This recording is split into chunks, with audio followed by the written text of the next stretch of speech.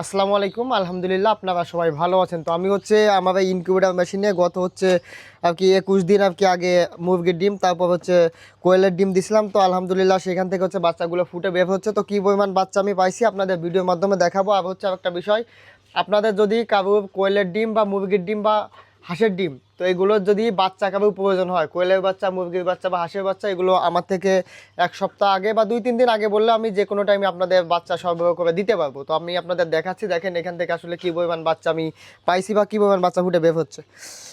বিসমিল্লাহ, মাশাল্লাহ। তো অবশ্যই আপনারা যে যেখান থেকে দেখবেন অবশ্যই কমেন্টে মাশাল্লাহ লিখে যাবেন। দেখেন কি পরিমাণ বাচ্চা আর কি কোয়েলের ডিম থেকে আর কি আমি এখান থেকে পাইছি। কাছে চলে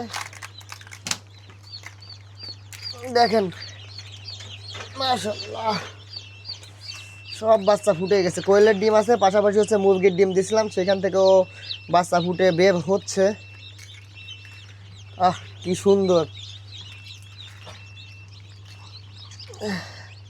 তো দেখেন আমার যে মুরগির ডিমগুলো দিয়ে আসলে সব ডিমই কিন্তু প্রায় ফাটার মতন অবস্থা, শুধু এই না আরও আছে। আমি আপনাদের সবগুলোই আর কি বের করে একে একে দেখাচ্ছি। দেখেন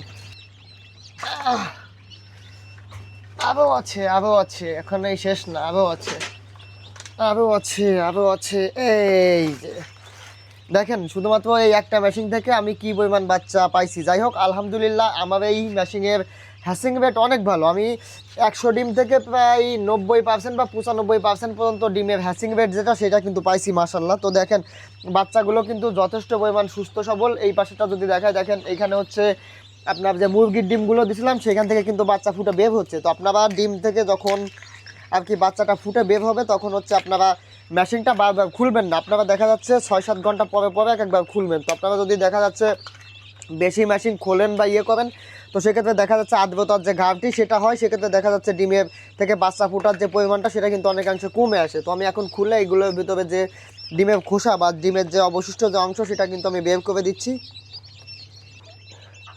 তো যাই হোক, আপনারা যে যেখান থেকে দেখছেন অবশ্যই কমেন্টে মাশাল্লাহ লিখে যাবেন। কারণ দেখেন কি পরিমাণ আসলে প্রোডাকশন আমি এখান থেকে পাইছি। যতগুলো ডিম দিছি আশা করতেছি যে 95% রেজাল্ট আমি এখান থেকে পাবো, বা 95% ডিম এখান থেকে ফুটে আর কি বাচ্চা বের হবে। তো এখন আমি ডিমগুলো থেকে ডিমের যে খোসাগুলো আছে এগুলো বের করে আর কি এখানে যে বাচ্চাগুলো আছে এগুলো মেশিনের ভিতরে আর কিছু সময় দিয়ে রাখবো, তারপর আমি বাইরে বের করবো। তো আজকের ভিডিও এই পর্যন্তই। যদি ভিডিওটা ভালো লাগে আপনারা অবশ্যই চ্যানেলটা সাবস্ক্রাইব করে পাশে থাকবেন। আর নানা রকম কৃষি ভিডিও নিয়ে অবশ্যই আপনাদের সামনে হাজির হব।